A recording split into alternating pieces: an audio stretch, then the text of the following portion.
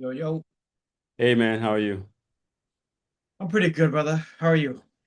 Trying to maintain Yeah, I hear you, man. the now.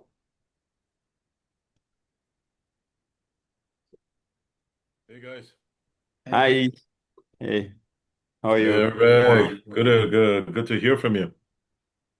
Famous studio drum, legendary. How are you? I'm good. I'm just getting my ass kicked by Donald Trump every day. So I'm Why is like, that? well, we do. I do two extreme type of projects at Morphosis. So I do all the government buildings. I do all the U.S. embassies. So there's a thing about Morphosis that most people don't know because it's all secret, which is we do a lot of super like high-end government projects. And so Donald Trump killed everybody we know. So all the projects we lost. And then I do a lot of now homeless housing on the complete opposite end. Wow. He got all the And money he's for the going homeless after those housing. too, right? So, Yeah. So he took like the two breads that make a sandwich. So I have no more sandwich. So it's wow. yeah. So it's good. wait. It's kind of crazy. Kind of crazy. How are you guys? Doing okay. Yeah, In Miami, next time, so we see how things are progressing back home. But yeah, Man, it's man, I can't even imagine what you guys are going through. It's surreal in some yeah. ways, you know.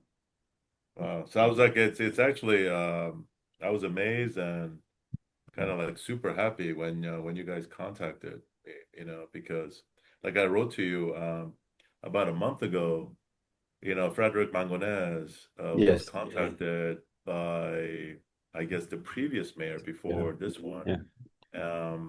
And I think they were just poking. I don't think it Hmm. was anything serious. They're just poking. We I had this proposal before COVID with at that time with Stephanie, the Minister of Tourism back Hmm. in the old days. And then that just I don't think kind of went anywhere. So anyway, David, good to meet you. How are you? same here. I'm doing good, man. I'm doing good. I mean, it was very serendipitous that, we all got, I got connected to you. I've had the pleasure of working with Hervé for the past, what, 7 years off and Yeah. on. And so what really inspired my work with Hervé is the earthquake in 2010, right? Yeah. My mother's property was affected during the earthquake, and we're rebuilding it into a community resource center right in the heart of Turgeon, right? So right around the corner from where Hervé lives at. Um, but like you guys know, like what we witnessed in 2010 was, the lack of infrastructure, mainly that really impacted the community overall. And I think that's what we are looking to address. And then so urban planning for me has been my background from school wise is business and marketing, and but I've been drawn to urban planning. So right before the pandemic, I started looking into potentially getting a degree in a master's in urban planning. But the COVID hit, and that kind of slowed up my progress there. Yeah. And then as of like earlier this year, I started progressing in the field of GIS. So I'm getting a certificate in GIS. And so all these pieces I think, are important for the work that, we're doing in Haiti, right? Because I think when we're thinking about, long-term work, it's about infrastructure, right? And so for the past 7 years, we've run a co-working space. We've supported a lot of young entrepreneurs, but there's always been something missing, right? It's like what's after you get this, after you're empowered, where do you go from there, right? And the environment doesn't Yeah. really complement what it is that you're learning, right? So I think the timing was crucial because I really want to figure out like how do I, leverage urban planning? Because I just got back from the Esri. Sorry, I just got back from the Esri conference, and I was really inspired by that. Yeah, you went there. I almost went there. Yeah, it was very, for me that was my first one.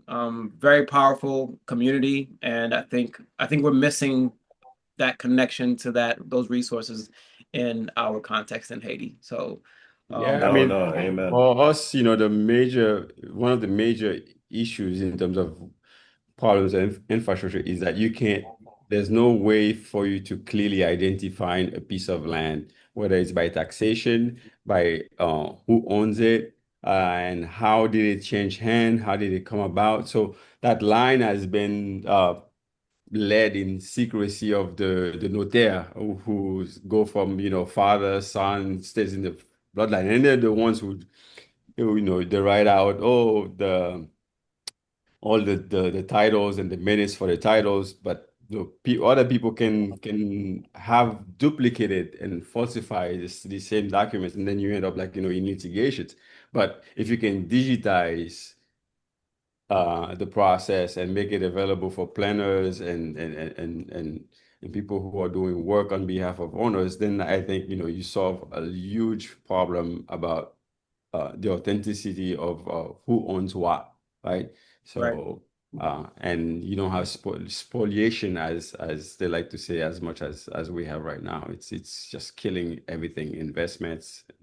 So Yeah, it's I think the GIS is kind of like this large like this digital net that is a connective tissue because David, like when I first moved in here, it was under the umbrella of the Obama administration. So my founder Tom Main was President Obama's main advisor for two of his terms. For 8 years we've been working on this.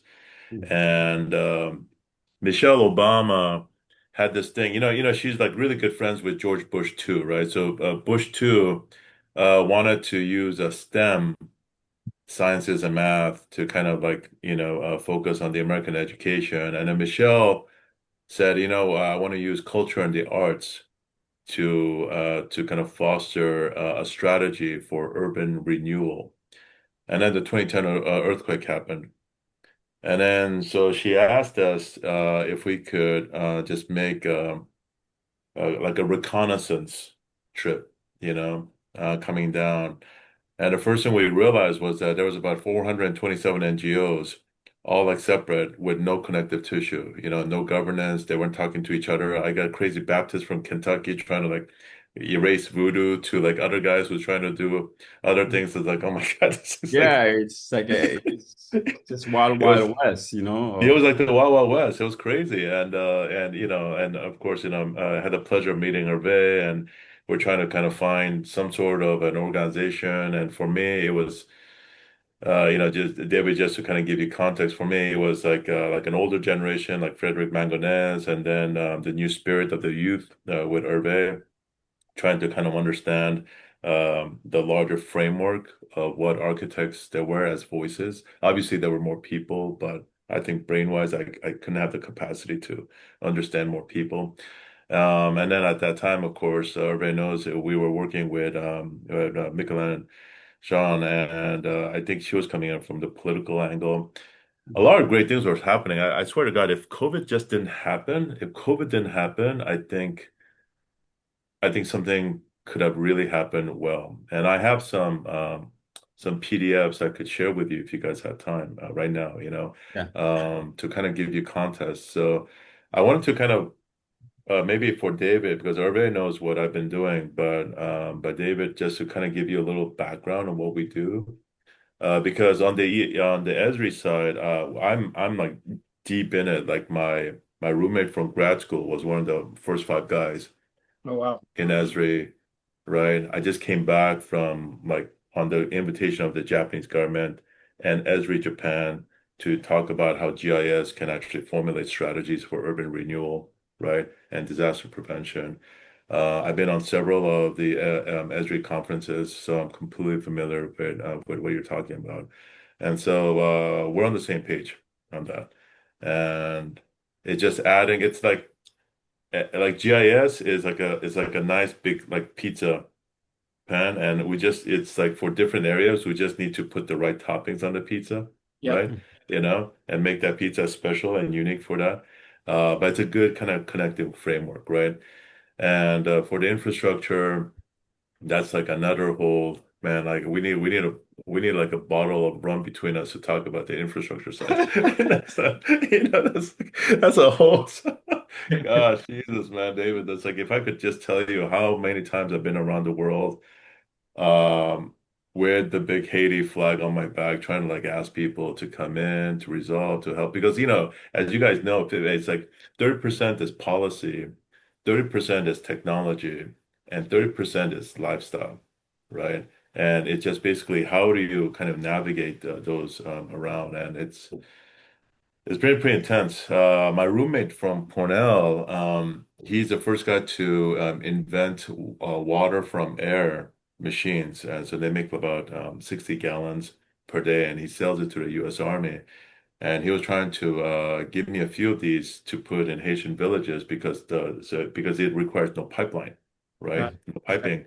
And it just requires PVs, right? So PVs and energy, and we got all the moisture in the world Oh in my Haiti, God, right? all the moisture and all the solar arrays. So yeah, yeah. So he Yeah. was gonna do that, and then COVID hit, and I couldn't bring in those machines into Cap Haitian. So there's a lot of like things on like multiple ports and shores of the world that was about shipping to Haiti, and then got stopped. And then I ended up meeting a couple of guys here in LA, or they were related to Jovenel, and and that, I was about to go and meet up with Jovenel just to get a letter because, the thing about the way that I realize when I work with different governments is that asking governments for money is never like they don't have money. I mean, they have money, but they'll tell you they have no money. Right. So I just ask him, can you just give me a letter? Just give me a letter because the only thing you have is power, sure. right? So just give me a letter that says, this Korean dude that's right now in front of you, just allow this guy to represent Haiti, and that this guy can, go and bring in projects and bring in things. I was just gonna get that letter from Jovenel, and unfortunately, things happened, and uh, and we're now back in this new mix. So it's always been. It's like I run huge projects. So David, you know this project in Saudi Arabia, the line. Neom, I don't know if you've heard of this crazy thing, right? I'm running that, but you know what? It's for me, it's an empty it's an empty feeling. Like if I could get something done inside your country, I think they'll like give me peace for the rest of my We'll life. make it happen, man. We'll make it happen. So Make it happen. um I know a lot of this talk was about conversations and strategies to the new mayor. Do you guys know her like at a personal level? I've met her once, maybe a couple of times. I have some close friends who know her personally, and David has someone who's connected with her as well. David? Yeah, that's pretty much. I mean, I think I might have met her once in passing, and that's been it. But I have a really Is good. she the type that like great idea, great energy? Um, does she have like the reality grit when, as all politicians, they have to do like willing to cut off the left arm to save the body? That kind of like idea, Uh, because you guys know the Haiti I know politics. we know, like, you can be as much Idealistic, as right? ideals, you gotta I never forget what Tom said at the Olofsen to me when the first time we met. Is that with all the projects that he has, he of course he has his ideas, Yeah. the approach is like, my ideas are never frontal to the client, right? So you gotta go back Yeah, you door. gotta go back. Yeah, you gotta go. Yeah, yeah, You yeah. gotta go Exactly, around the exactly. side to, like, bring in your own ideas, because if you do confront or you meet so much resistance, it's the same thing when I would almost imagine when you're dealing with hardcore politicians and people who have been entrenched, Yeah, you can yeah, go yeah, with them definitely. frontal, right? So Definitely. at least not all the time. You gotta Yeah. move around it. It's energy, right? So if you can't It's push all the energy, yeah. forward, and so you move or pass it, right? Some ways. Well, why don't I do this? I think I don't know if you guys have time. So I just have a Yeah, I 12 have. minute We have. cutoff. So let me show you just more for David because David, you probably don't know what like we've been doing a little bit on the Now Institute. So let me give you a little intro on that, if Great. that's cool. Sure. Yeah. Show you a little bit of what we've been doing in the CAP and especially some of the mapping stuff we were trying to do with Esri. And then I'll show you kind of copies of Cap-Patient Now, which has not been published, but we have like a 9% draft. I would love it if you guys are interested. The three of us, we could like revisit this 90%, make it into 100%, bring in your ideas, make it much more contemporary, update it with the perspective of Haitians. I've never all this time, I used to get a lot of like pushback from some Haitians who didn't understand that when I made Haiti Now, it was never about me trying to like this outsider trying to pretend to know what Haiti was about. It was just simply creating a platform Sure. for local Haitians to have their own voice. Yeah, Um, it's a tool, and right? it's a tool. It's a It's a tool. tool, and that has in-depth That's all analysis it is. of So how to analyze, right? yeah, So yeah. That's all it is. So yeah, let me share. I'm never good at knowing how to do this sharing thing. Uh, David, you set this up. Did you set it for multiple participants to share? It should be. If you hit the share, you see the share green button in the yep. bottom. Yeah, share screen. The, uh, okay,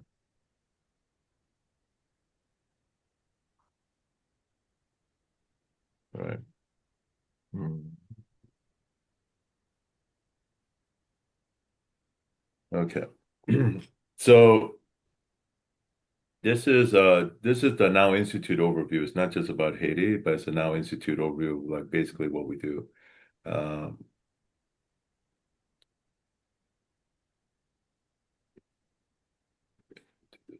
okay. So David, I run an office called Morphosis. It's founded by Tom Main, who is the big name in this group. He's a Pritzker Prize winner. Right now he's 82 years old, so his health was declining. So about 5 years ago, he asked me and my other partners to kind of take it over. Inside it is a team called the Now Institute. It's more about community outreach and urban planning, because for us, urban planning is about creating inclusivity of all the different voices of people in a city, right? So this is like my big title. I'm the partner and I'm the director of the Now Institute. Let me show you some sample stuff here. So we work with government agencies across. So this is a 2018 map, so it's already kind of old, but we work from like from the Beijing to Madrid to Haiti and New Orleans. After every book, after every report, we make a book, and the book is not to be fancy about it, but the book is very like visual, and it's because a lot of the people we work with are not architects, right? They're not engineers. So it's a way of communication and sharing information. It's like a story map almost. Yeah, exactly. Yeah. This is Tom Main, so he's a Pritzker Prize winner. So, it's like the equivalent of a Nobel Prize. And big thing is that he was on President Obama's committee, and that actually was very influential in terms of understanding kind of like policy issues. So that's him on his first day. Um, when we first began, we realized the city of LA was kind of like messed up because as big of a city it was, the right hand did not know what their left hand was doing. So we ended up back in 2001 when there was like CAD was barely a little baby. We were redrawing and remapping all the jurisdictional maps. And then as we were redrawing all these maps, because like the Bureau of Engineering had no idea that basically the Bureau of like Cultural Affairs were doing. They're not using the same maps. It was crazy for LA. And then we began to realize that with mapping, we could actually kind of make political statements like the page on the right-hand side in terms of using graphic kind of scalar diagrams to push the political agenda forward. And then we began to work with the city to kind of envision what certain kind of dilapidated areas could become and improve. So these are like 2002, this thing's already like over 20 years old, but these were some of the early stitches. We had a team that goes around because for me, people and culture and heritage. I think the narrative and the storytelling of the city is the software of the city, and it's really, really important that we actually kind of respect that. Um, and then move forward. I'm kind of skipping over major things here. And if you skip forward, President Obama made this thing called the Grand Challenges. So the Grand Challenges was let's take all these problems facing humanity and choose like the top major research universities of the United States and give each one two problems facing humanity. So I was teaching at UCLA. So UCLA was dementia and urban sustainability. And so we were leading this, and it was all about how to make LA healthier and warm and cooler. And so it was Sustainable LA. And we were making now like these executive booklets. One was about that energy, the other one was about urban planning.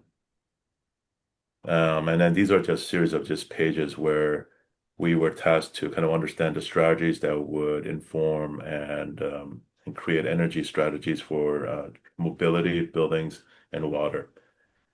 These are pages. So this is like meant to be really kind of more friendly. These are not scientific journals. These are meant to be distributed to the public, big bold graphics. It's like, oh, if every house had solar panels, we could actually add 25% to the energy supply. Like really, really simple, low-hanging fruit information. If we recycle all the water, we could get 37% back, things like that. Here it's like, oh, if we took out all the water demanding grass from LA, because actually the grass doesn't do anything, we could save 55% water. So simple information. And we took all those metrics, and then we were tasked to kind of create what we call a prototype project with the city. And the city was, we have this one piece of major boulevard, which is, by the way, is going to be like the major boulevard that's going to supply the LA Olympics. And they say, like, put 1 million people on this, put 1 million people on 1% of the land, and keep 99% the way it is. Because that is like the tourist image of LA, like the single family residence, right? With the swimming pools in the back and densify only 1%. And so this became kind of like an interesting kind of contrarian project where you see that line with the high rises. That's a boulevard called Wilshire. Wilshire Boulevard is like the Champs-Élysées of LA. And so we complete mapped this in GIS. Every polygon was a building that actually had the right form factor in terms of like building height, volume of GFA.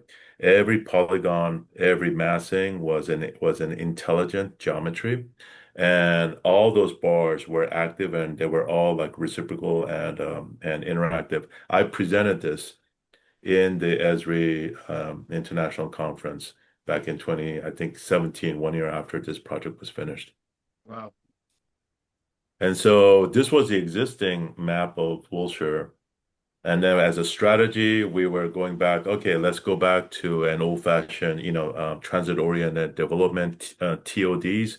Let's make 5 TODs, but in this case, let's make the 5 TODs like the 5 different or organs of a body, or like a snake, or like a dragon. One is the stomach, one's the lung, and one's the brain. And how can they actually interact with each other? So these proposals were done again in a way where it's very visual, very kind of accessible. Children can understand this. Old senior people can understand this. It's all about communication. Left is existing, right is a proposal in terms of the impact on the massing. These massings were not dumb boxes. They were active, intelligent, metric written geometries. So then again, we would do like these renderings. This was one of the TODs in the middle about, sponge cities. This one was about food farm, and then about different metrics, that what to do with a golf course, because my wife is a golfer, so I like to always make fun of her. What if, we got rid of golfing, and made all the golf courses into like public parks? I mean, she hated it, but this is me. So we did this. So this became a huge active thing. This was an early version of a larger, much more complex metric. But I was trying to convert this into more about water management, open space accessibility, energy increase, but we just never quite got there. Anyway, so this was one project. And then another project. New Orleans, Katrina. If you are on Netflix right now, there's a big documentary on Katrina that came in. New Orleans asked us to come in. Lower Ninth Ward, as we all know, got super flooded. They called us in, and we say, and we know we're just like dumb architects from LA, right? We're like, maybe if we all knew that hurricanes, as you guys know from Haiti, hurricanes is like a Swiss clock, right? It always comes every like 2.6 years, right?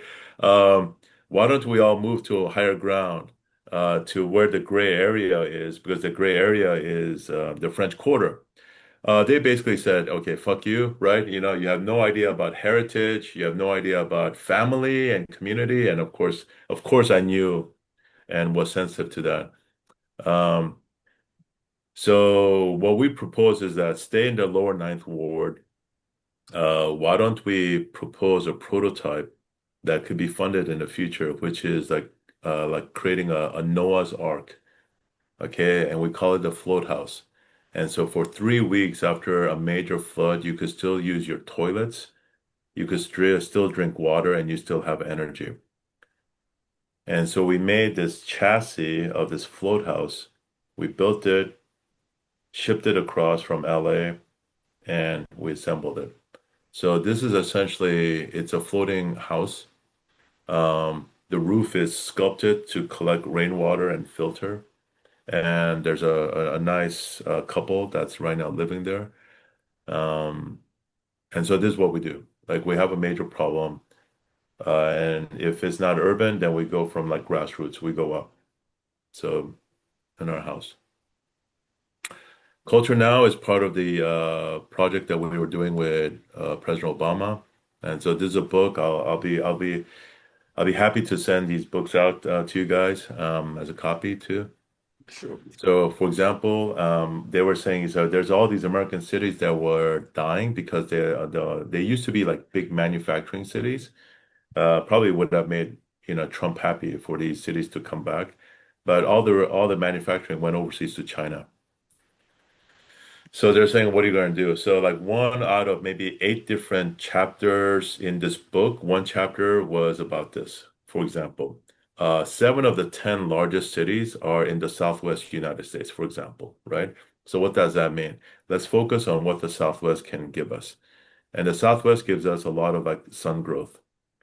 And so in this case, they're saying, if we just captured all the energy from the American Southwest, in theory, you could do 100% US power, right? In theory, at Wow. least on paper. So, but even if you say like 25% instead of 100%, that's pretty significant. Sure. That's similar the same solar exposure as Port-au-Prince in the plains.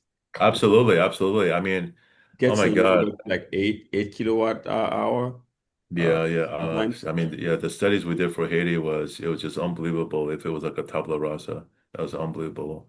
And then in Tucson, only 1 week you don't have sun, for example, right? So it's one of those things where this is more about an intellectual study, but can you put in these large units? What would their urban planning impact be? As long as you're getting some energy, is it appropriate? So we do these visuals to say, okay, maybe it's not that great as an urban space, even though you're making these energy. But it's this type of discussions and about provocations between urban planning and the actual engineering benefit that is like it feels like this tension in the conversation in a good way, right? Um, so we're talking about okay, maybe in 2040, Tucson, which is like a dying city, can actually make money by exporting energy as part of their economic revenue, right? So it's these type of discussions. Give you one more thing before I go into Haiti. International competition in Taiwan. This is not like a student competition. This was not an ideas competition. It was a real competition. Um, and we said, okay, the only way we're going to win this thing is by understanding what the local economy was. And I'm all about going back to heritage. I'm all about local situations. And so a long time ago in 87, Taiwan in the red was about 80 million tons of shrimp. And then in 2017, their shrimp market like died and like, China took over all the shrimp production in the world.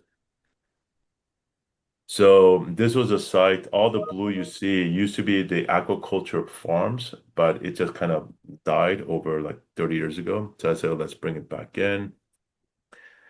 And then this power plant needed a body of water to as its own kind of cooling mechanism. And it turns out that the temperature of the water from the power plant heating the water was perfect for shrimp eggs and Wow. shrimp babies. And it became like this whole harvesting master plan.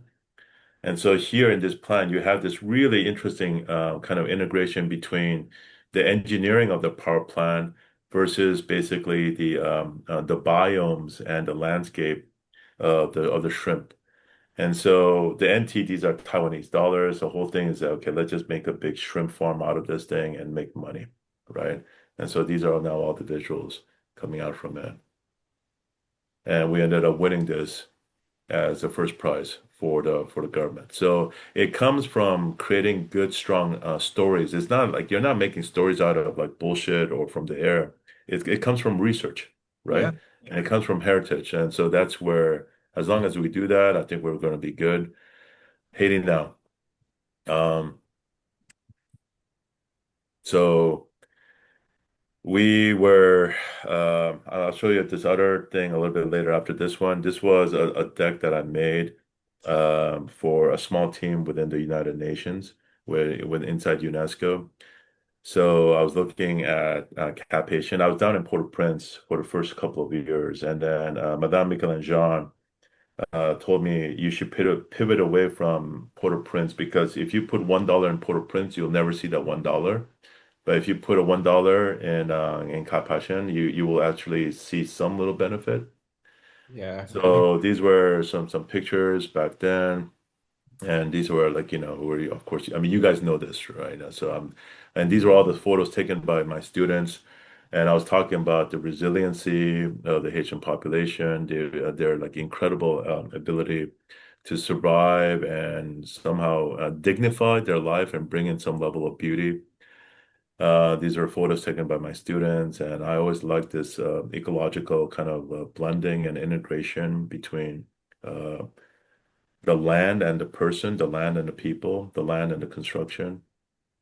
But as we all know, we have like these terrible percentages. And Hervé, I don't know if these percentages have improved or they probably went down, No, they probably have worsened in worsened, right? Yeah. yeah. So, I mean, you guys know all these numbers. And of course, these numbers, it's really interpretable, to what it is. But I always thought that like the greatest value of Haiti was the children, was the young generation. And, David and Hervé, if you guys are much more aware of the education. For me, any country, the gold value is education and the children and how we could actually kind of focus on that. And these were pages from Cap Haitien now that I'll show you a little bit later. But one of the things was the River Mapu in Cap Haitien, and this was what UNESCO wanted us to focus on was this, right? And because as we all know, this became basically like the back door of everything from going to human waste to like solid waste.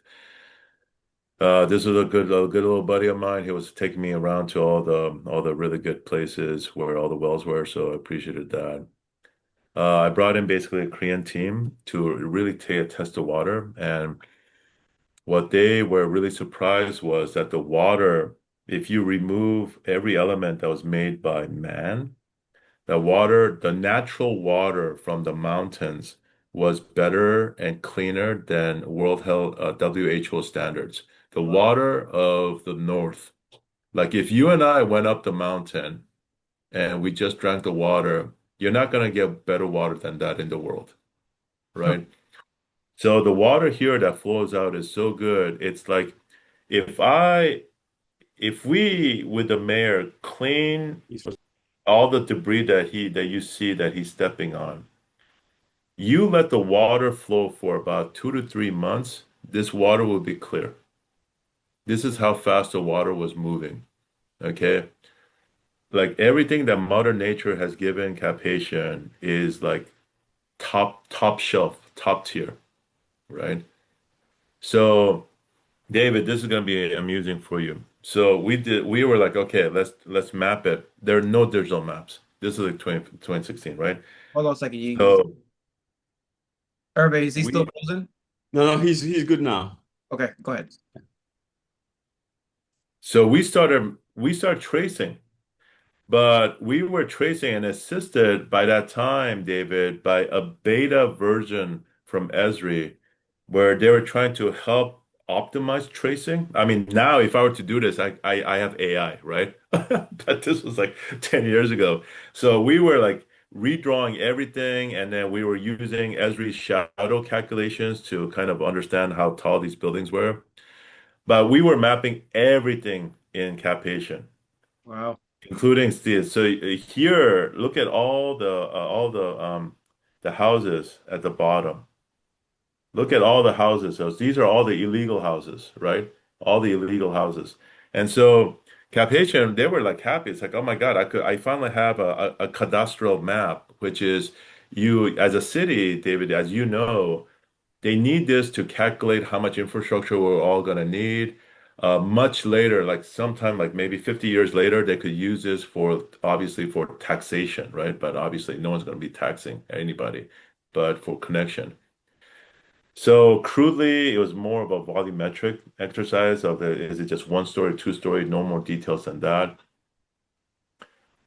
And then what was interesting was that some of those elements at the top would be like these huts that you see on the left-hand side. So I would go up there, David, with two or three of my students, and we would talk to the owner, and one of the students then would do a GIS log on how many beds there are on this GIS geometry. And so if you could like do maybe 6 out of 10, I think statistically we have I think a calculation that could, calculate with enough tolerances what the number is, right? So they're super happy. So this is me on the left hand side. This is Frederick Mangonez in the blue shirt on the right hand side. This is me trying to persuade the mayor at that time. You could see the mayor's like not giving a shit, right? It's like, no, you really need this. You really need this. But of course, this is the chief urban Regine? planner, and he was super happy. Yeah. And this is your friend. Yes, Regine. Yeah. Yeah. Oh yeah, Yeah. nice. You, It's both our so, friends. I mean, that's how I got introduced Yeah, to. that's how me and David get connected is through oh, Regine. really? Oh, that's Yeah. great. That's great. How's she doing nowadays? She's in can is it Arkansas, somewhere in Arkansas. Uh Regina in Arkansas? yeah, she's in Arkansas. Oh man, we gotta get her Yeah. back. She She was was great in energy. Tab, then she went to the DR and then moved to the States. But still longing to go get back, So Yeah, yeah. I think maybe we should all go back. yeah. So this is the planner, super happy, finally got a map. And then now everybody's like happy because we're making super copies of this. At this point, we were trying to find drinking wells, right? So we were now making drinking well analysis because my mission, David, at this time was about clean water. Okay. Okay. And so the few wells, the Korean, so these are from the Korean government. Okay. These are the water department chiefs of Korea. So they're coming in with huge lab kits and they're testing it. But we weren't getting enough like wells. And so some of the kids were telling us that they were like bad rich guys who would build fences around wells and they would hide it from the rest of the community. And I'm like, really? And I say, how many are there? And then the kids are saying there's like so many. I'm like, how do I find them? It's like, well, we need a reason to find it for you. So I said, okay. So next time I said, okay, I'm coming down. So I came down, David, with 20 deflated soccer balls. And I said, one soccer ball for every well you guys find me. And it was like the best human GPS, GIS mapping system, navigation system, right? These guys got everything. And then the main thing was the pump. You could have a soccer ball, but with no pump, The ball's nothing, right? So I said, anybody who finds me five, yeah, I'll give you the pump, right? And that like got me everything. So that was really fun. And then we ended up mapping, but then what was interesting was that we ended up also mapping broken clay tiles from the Napoleon era that was also contaminating the water wells, Oh, wow. right? Because they were not modernized, and you can imagine that. So all like the sewage was contaminating the clean water. It just became like this crazy infrastructure. So at the same time, David, and of course, Hervé is part of this. We decided to kind of create this one big document just as a platform. Um, and at this one time, I was really dealing with security issues, David, like food security, water security, and physical security of children and women. And one of the idea was that can we do like this Swiss Army knife of a station, and it's called the Life Tree.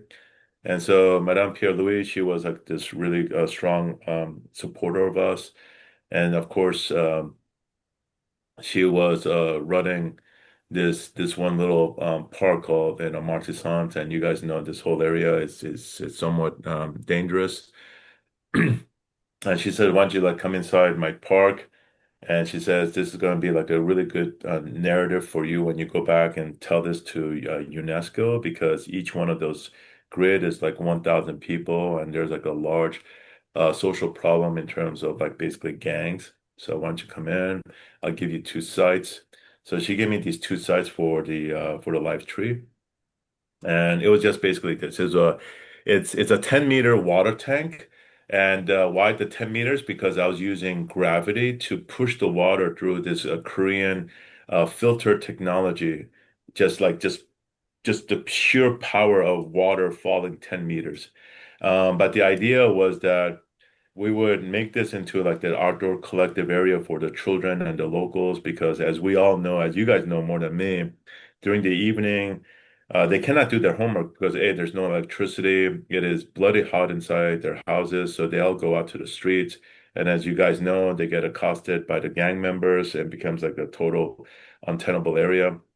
So can we do safeguard the children and provide some sort of like education or like entertainment?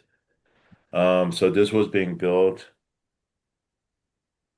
and this was right in spring 2019 field test. And of course, there was a big mistake because you see the two vertical creases. It's like, guys, why is there a crease? This was supposed to be a completely flat screen. Mhm. It was supposed to be this, right? So I was about to fix this, and then of course, COVID just hit, and it was supposed to be this. So Frederick goes, yeah, what am I gonna do? It's like, don't worry, we'll fix it. But fuck, like COVID happened, so we couldn't do it. But this was the setting of inside Marc Sissant.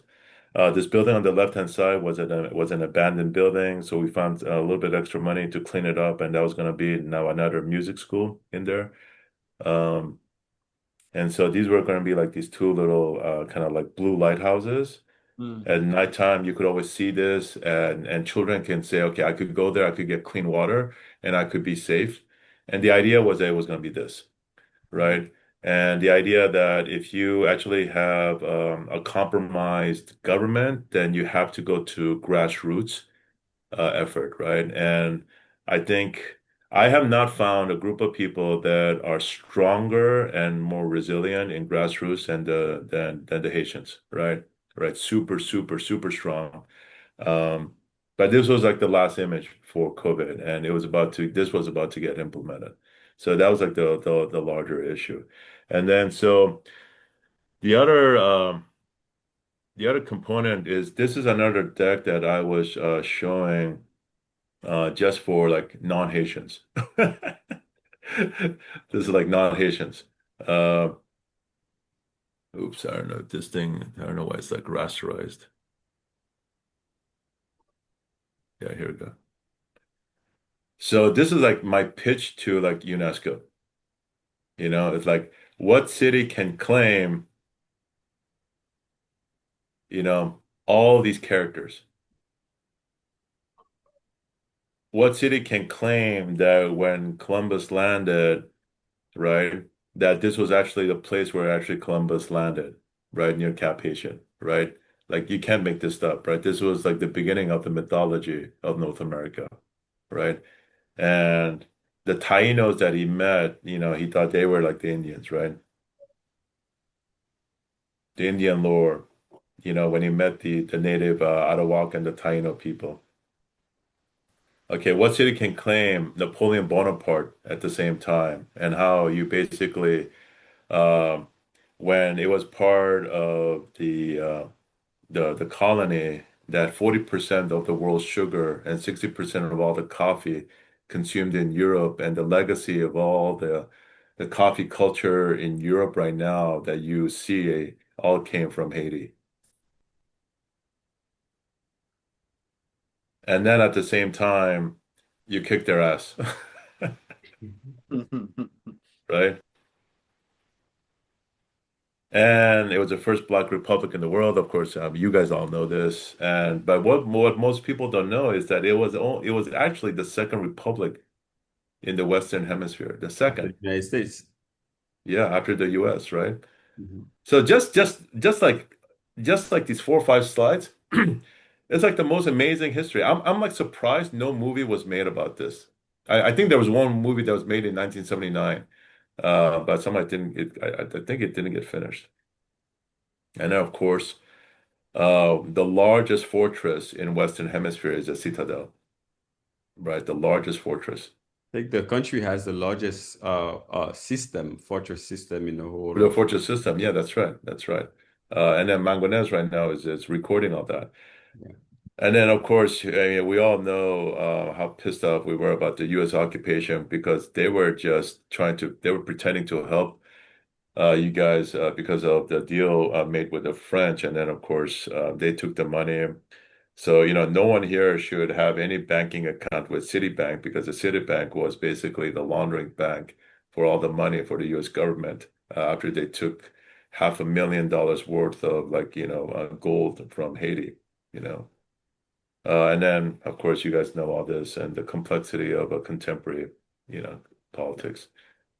But at the same time, I talk about, this was a group that was wondering like, okay, where are like opportunities? And this was like an interesting twist in terms of these two regions, in terms of trying to bring in uh, Haitians in Miami, Hervé, in Yeah. terms of they're trying to like go back in. Is this a place where we could actually try to bring in tourist money from Haitians, diaspora investing back in the motherland?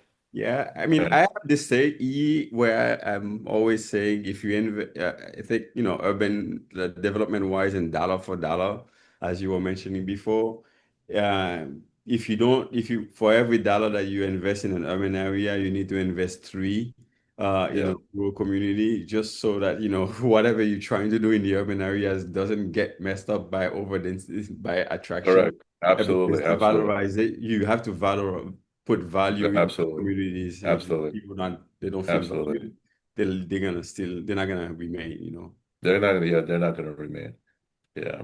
So anyway, these were more like areas for the Haitian diaspora to invest. This is actually an interesting conversation that I'll probably want to have with you guys in the future about the differences of different Haitian diasporas from Canada to Miami to New York to even to LA. They're all unified by the mother country, but their strategy and how to like reinvest economically are all like a little bit different, but all coming from a good place.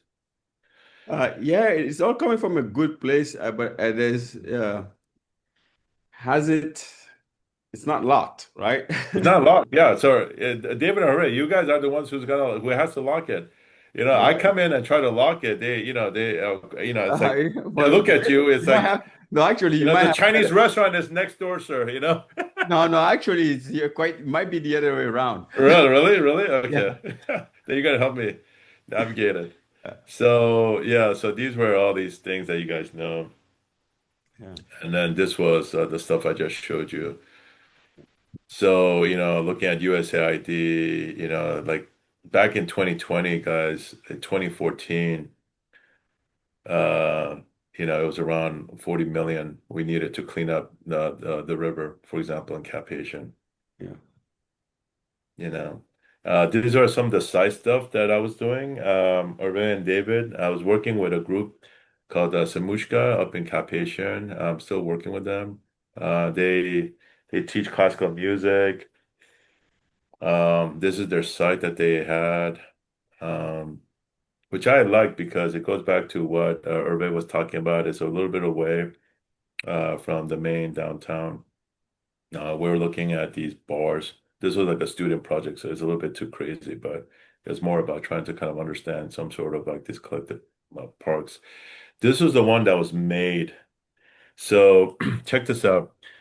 So these guys wanted, there was like this one year where it was like the intersection of like 200 years of like Beethoven's history and some founding of it was like a date inside Cap-Haitien and Beethoven. It was like this one moment where Beethoven and Cap-Haitien crossed as a date. And they wanted to commemorate it by making a bandstand to play Beethoven's Fifth Wow. Orchestra, right? So I said, let's do this. So I said, but because of the hurricane and the earthquake, I propose an inflatable bandstand so that if there's an earthquake, which is unpredictable, you're just going to have these big, soft, inflatable things hit your head. Okay, I mean, you'll be shocked, but it's not. It's soft.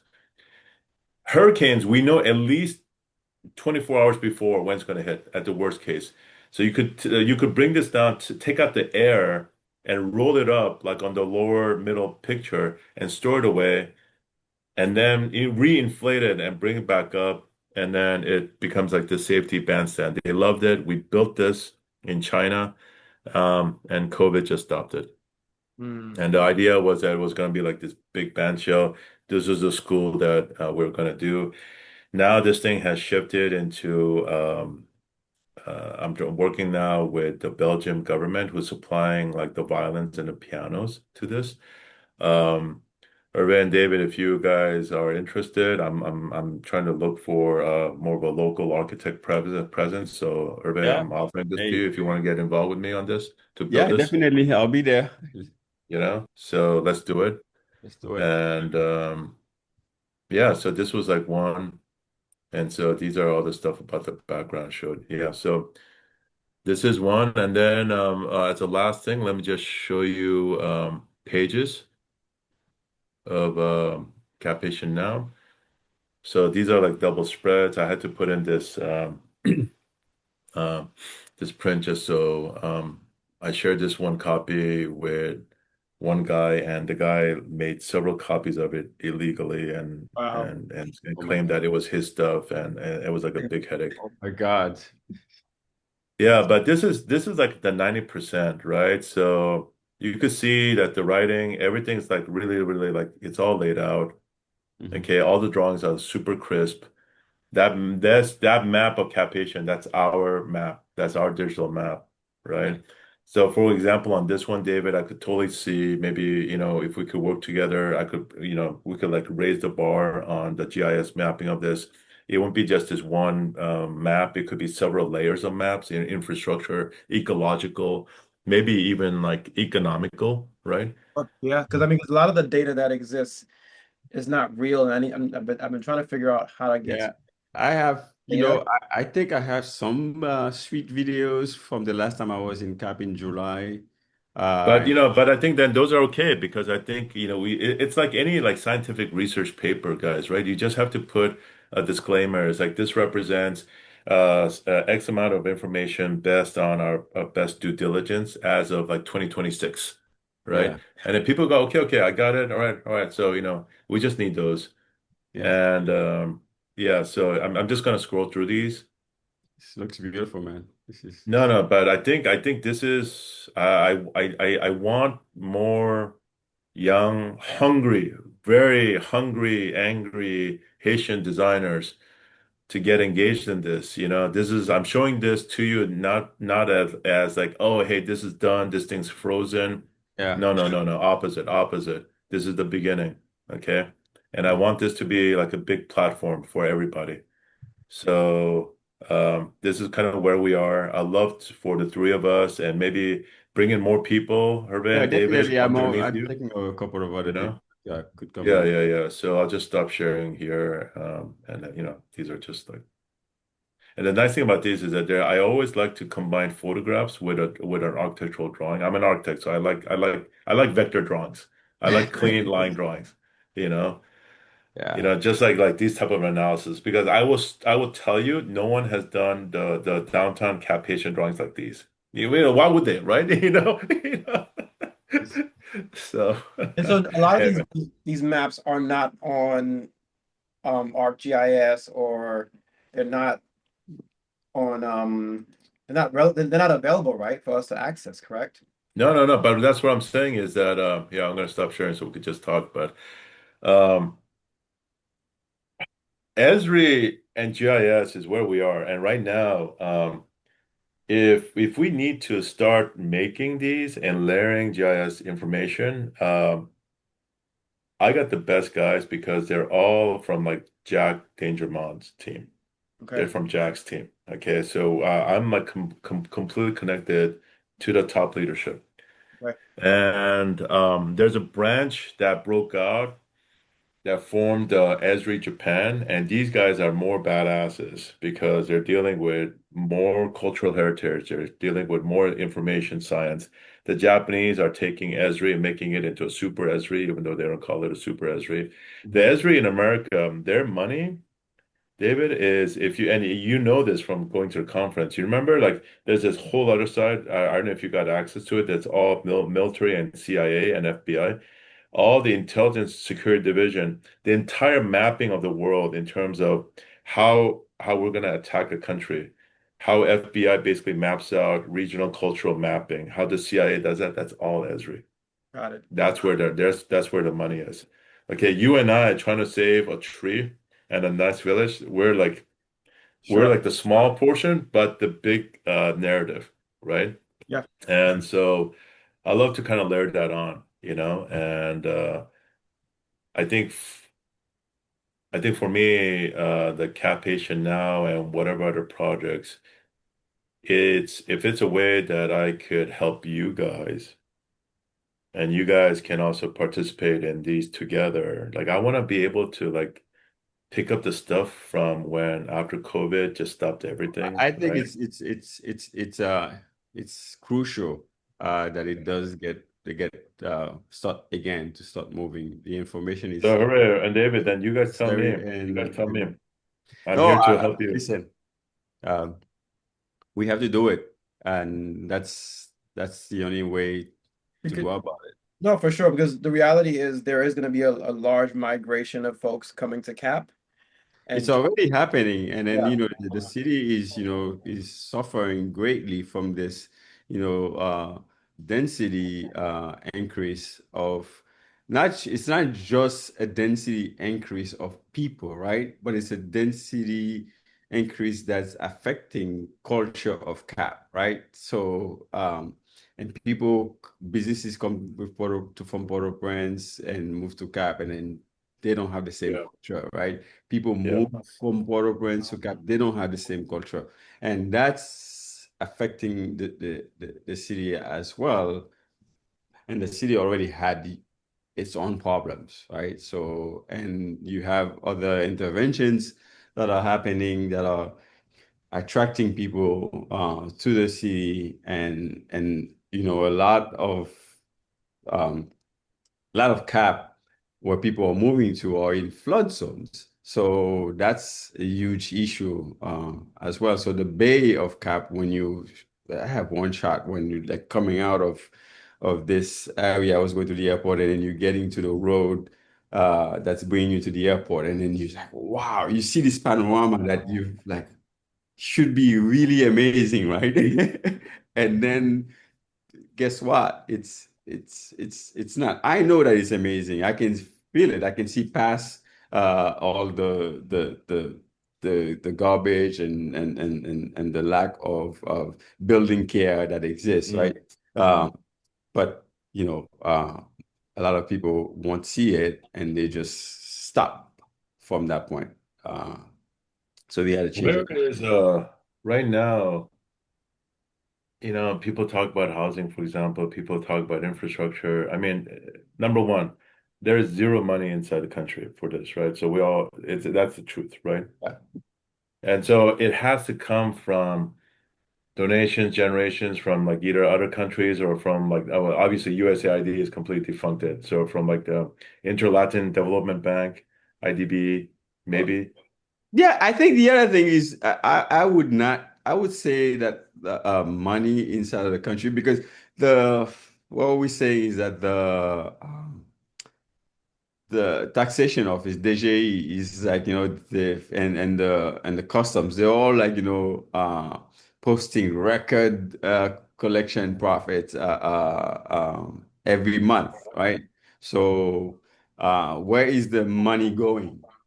Right? So whatever they collect, where is the money going? And I think in some ways, I'm firm belief that it's like there's an old saying that I've heard is that old folks always make sure that when they're sick, they're the first person to be able to provide themselves with the soup.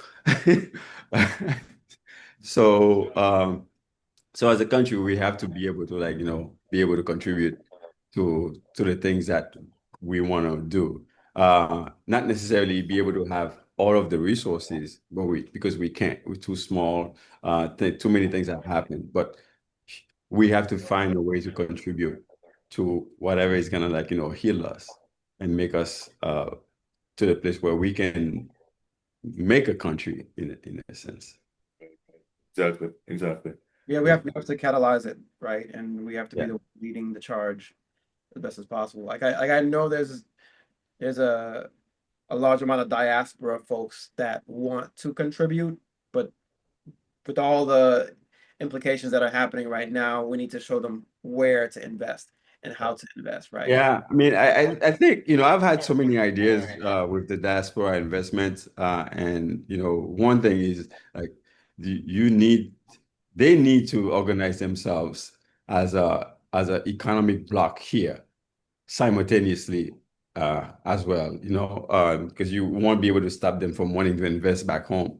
But, they have to, as a bloc, they have and create that political or an economic bloc on this side uh, to be able to effectively invest back home and nudge policies towards Haiti in a way. Otherwise, your investments may be at risk from a policy point of view, right? So there's a change in policy and it affects the investments that you make.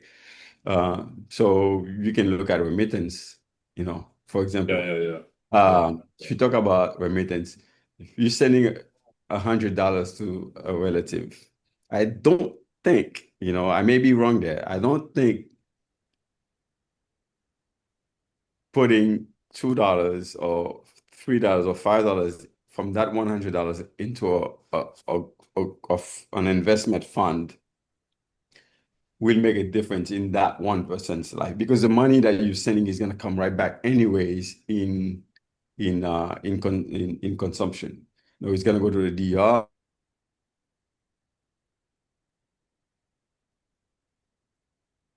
We're very frozen. Are you there? It's going to go back to the US. It's going to go to China. It's already left the country in some where if people and you're investing it in agriculture, which is one of the easy first place or maybe one of the first instinctive place to invest it, I think you're already making a dent, right? In being able to provide an agricultural infrastructure, in providing agricultural loans, and not having to and be an investor in this. So you're getting something back. If you choose to not send remittance in 5 years, that's a good thing because the return on your investment you're able to do it with the return on your investment. Yeah. What is, I mean, what's your timeline? You know, What's your timeline on the cap now. It's open. I think with this current mayor, I'm curious if the iron is now hot for us to strike. Um, I have resources to update it. It really comes down to how much energy you guys have or time you guys have Uh, to look at it. yeah, I I think have time, and cool. Here, so same here. I mean, I think I have from time, and I can bring in some additional resources in terms of new grads that I'm mentoring and stuff like that, so they can participate in that as well. So yeah, I mean, Cool. I mean, you're familiar with the Living Future Institute, E. Yep. Yep. Our pursuit is the Living Building Challenge for our building in Port-au-Prince. So Hervé's leading that charge as well. And so I think, yeah, actually, if let me try to bring it up really quickly and see if I can share it and with you. I think as Hervé's bringing that up, one of the things that we were, as from the going to the ESRI conference, I was like, you know what? I think we want to pivot our work with Kaitita more geared towards GIS work. Because I think if we're not focused on infrastructure, then we're not really making any change that really any lasting change, I feel. Oh, 100%, 100%. It's just that land ownership is the one that kills me, you Yeah. know. But you could just say maybe it only affects the land ownership only goes down like 1 meter from the soil. Yeah. Right. And so I have plans on being in SoCal in the next couple of years as far as relocation. So I'd love to chat with you more about my Yeah, urban yeah, let's do it. Let's planning. do it. This is exciting. Yeah, this is what we're putting together for Kaitita Nice. So it's like that's this- we have the site here Wow. right in the corner. So that's the site is right there, and then there's a ravine that passes through it. Uh, Yeah, passes cool. Wow. on the side of it. So this is the neighborhood. This is exactly where the site is right here. Nice, nice. Uh, and there's a lot of it's an educational base, so we try to uh, get a sense of what other educational infrastructure that exists in the neighborhood. So studied that quite a bit. And yeah, so that's most of the what we're looking at for Wow. the site. So this that big ravine that starts in the mountain that passes Mm-hmm. through. It's called Boachen, and sometimes it floods a lot. And then, but so the not only just the building, but also like thinking about the revitalization of the whole waterway as well. You Mm. know, from because when it gets further down by the bay, it's so much trash, it clogs and is a source of sanitary issue Yeah, yeah, for yeah, the city. So yeah. taking of how do you get community organized to clean it up and to turn it into a better ecosystem Right, right. um, so just Very cool. a lot of So like how big is the GFA, the size of the project? the size is about 1,500 square meters. So Oh, on that's big. yeah, it's It's pretty big. That's yeah. big. That's really Yeah. big. So, yeah, just quickly looking at, Oh, very cool. uh, presentation. So the power, so the building has to produce, of course, with its own power, its own water, and manage its storage and produce food. So we just and it's not a big lot, so we're just trying to Yeah, yeah, yeah. Sounds like yeah, you got to do a lot on just like insulation yeah, to exactly. keep So the temperature cooler, keep the right? temperature down, a lot of Yeah, yeah, opening, yeah, airflow. yeah. So Airflow, yeah, we just passive systems. Yeah, passive, yeah, a lot of passive systems. yeah. So we just Very nice, man. yeah, it's just all the joints. We run quickly to it. Oh, so you got this incredible facade, right? This Yeah, we have elevation. this big screen facade that's Oh, that's for nice. Look at presentation that. because the south side. is by the ravine, so there's a lot of foliage on there. So But you're using the tree to shade to help you shade a little bit. appreciate. And Yeah. then so we had a rooftop, so we turned it the whole facade. We just brought it up and turned it into a room that's like garden in a sense. So you see with the drawings up there. So that's Oh, beautiful. yeah. So Oh, that's cool. That's really, really cool. yeah, Very nice. let's get a view, streets. Yeah, and then all the programming for the Impact Hub that Yeah, yeah, yeah. and then David with the coffee shop, so we're just trying That's very a lot important. of stuff. Gotta So get the money going.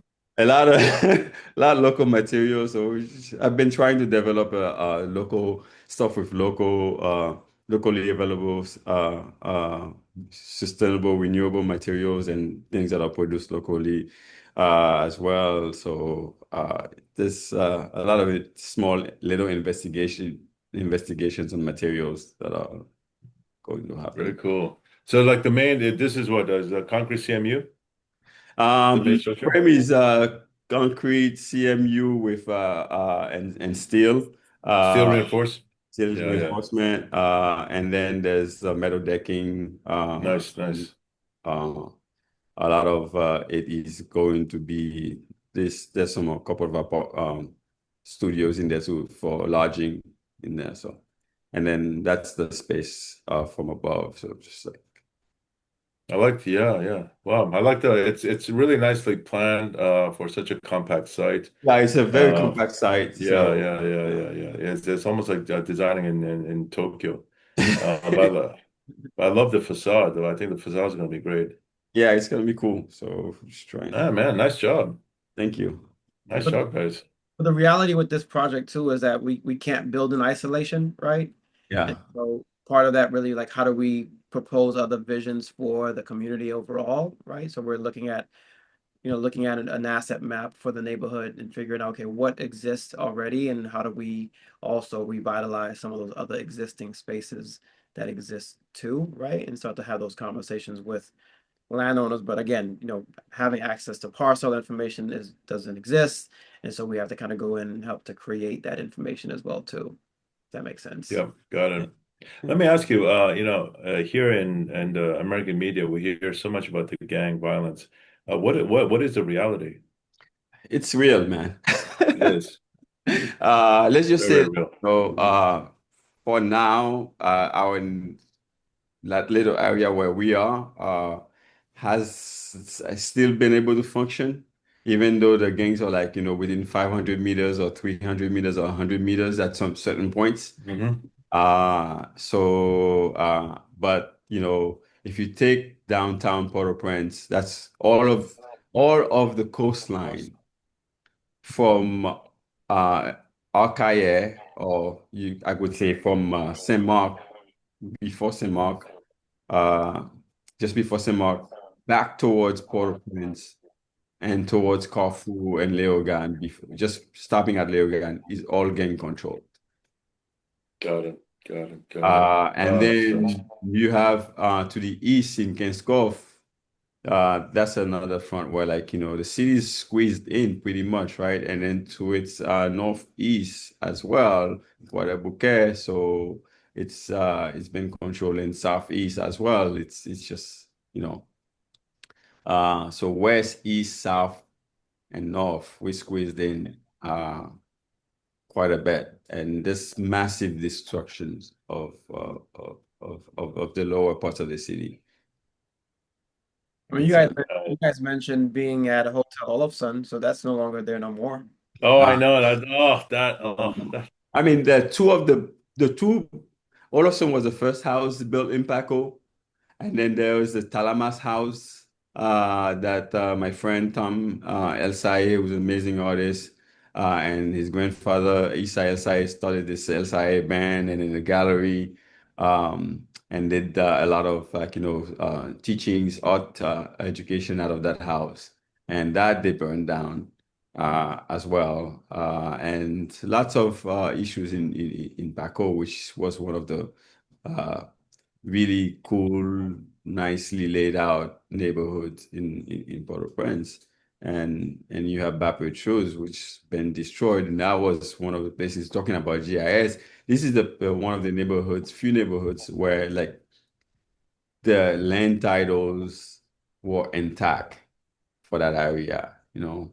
So uh, and it's been sadly a lot of loss and lots of old single-story gingerbread houses in that area that have been lost.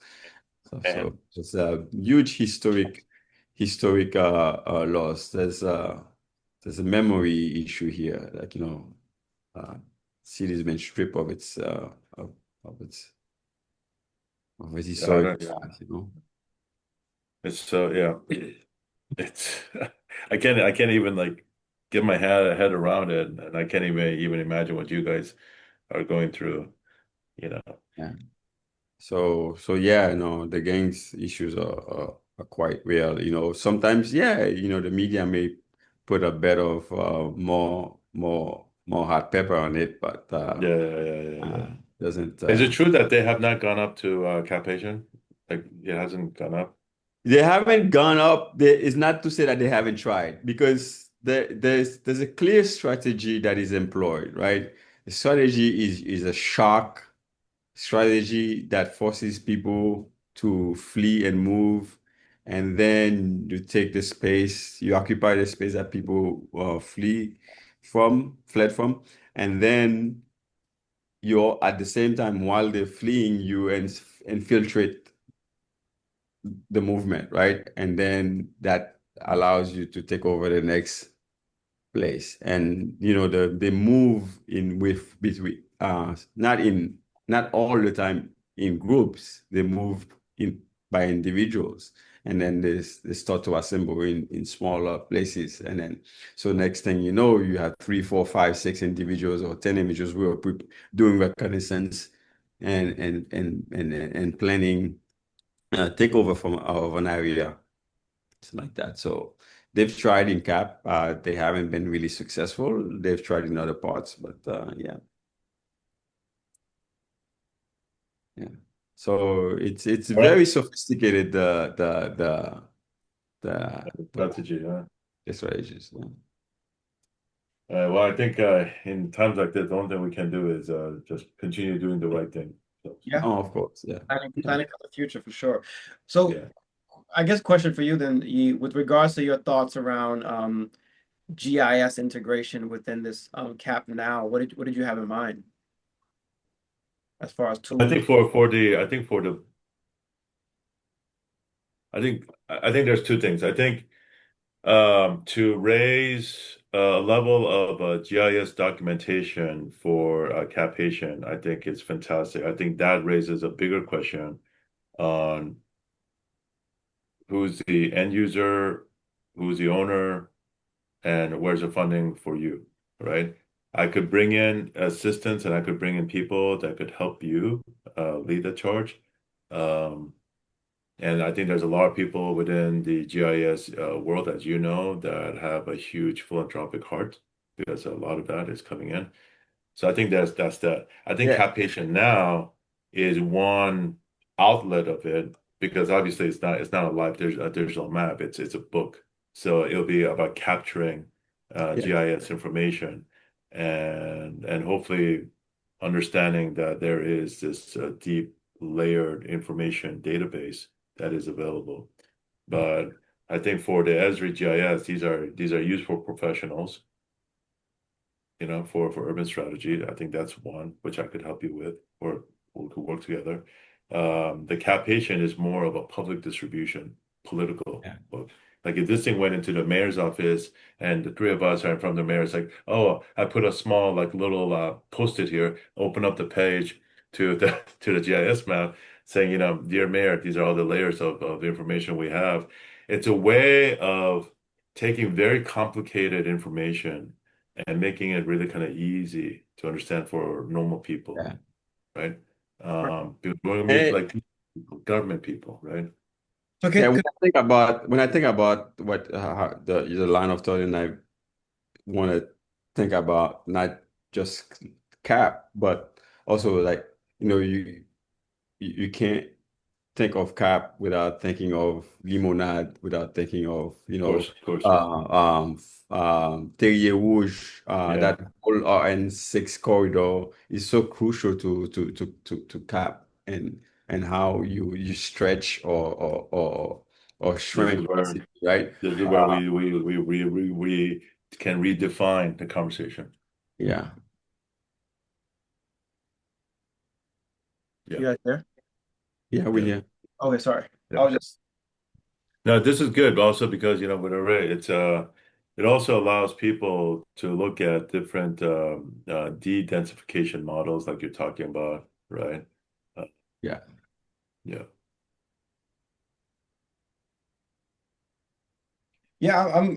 I think for at least for me, I mean, I think I'm all in, right? So I think I'm just this is definitely in alignment in regards to where I would like to be focusing my energy and our org's focus as well too. Anyway, what is your like right now, what are your resources? Like you have a couple of people, or is it just you? You have like funding coming in?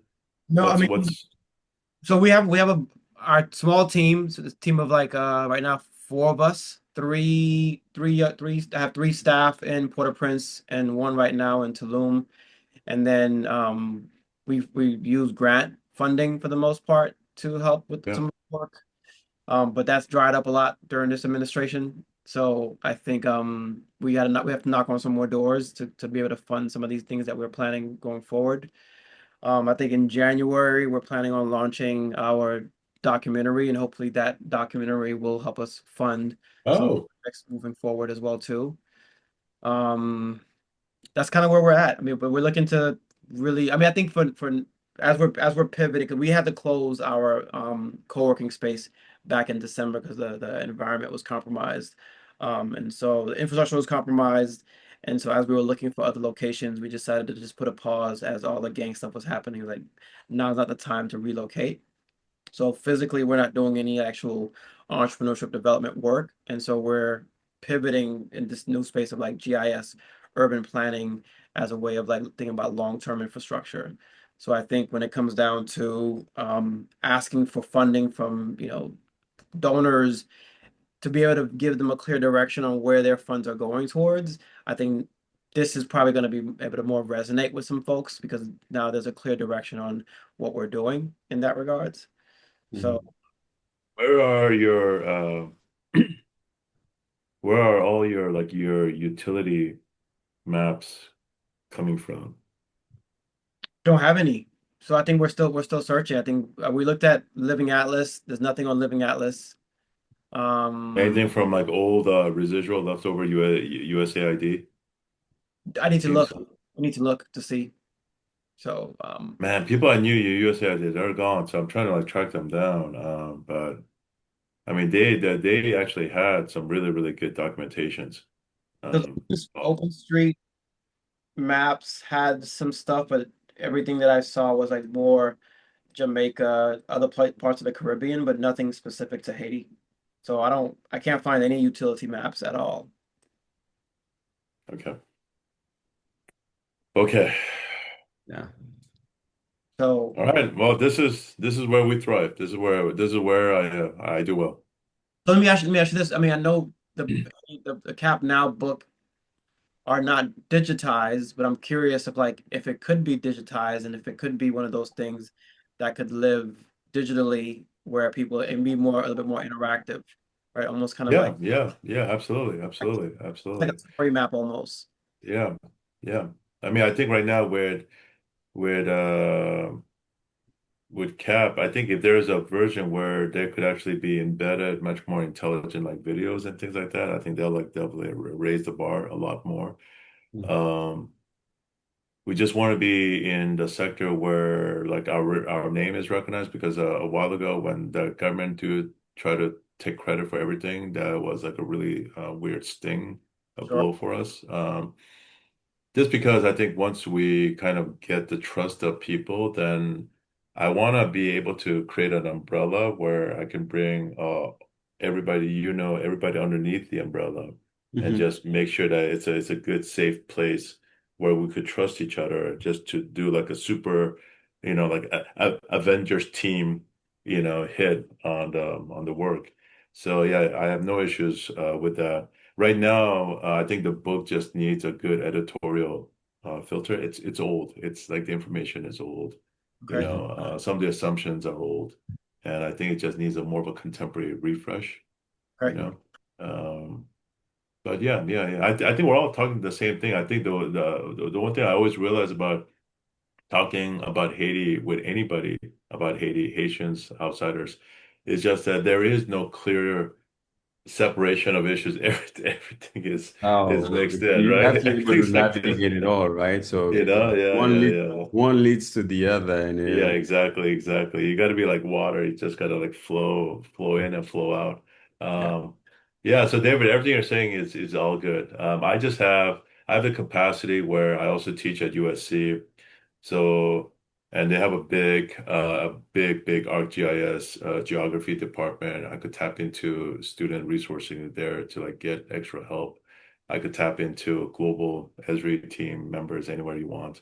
Um, maybe the next thing I should do is just try to locate the Cap-Haitian now, kind of like the raw files because it's been like like almost like 6 years, 7 years, and maybe have you guys take a good look, good filter, yeah, both Perfect. with new eyeballs, Yeah.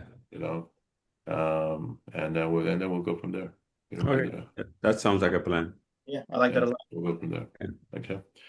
All right, gents, I gotta Okay. go to my Let's go 12. back. Okay. But this is a talk to you later. Yeah. So it's been Let's really, talk really to you great. later. Okay. Okay. All right, Bye. guys. Take Bye. care. Take care. Bye.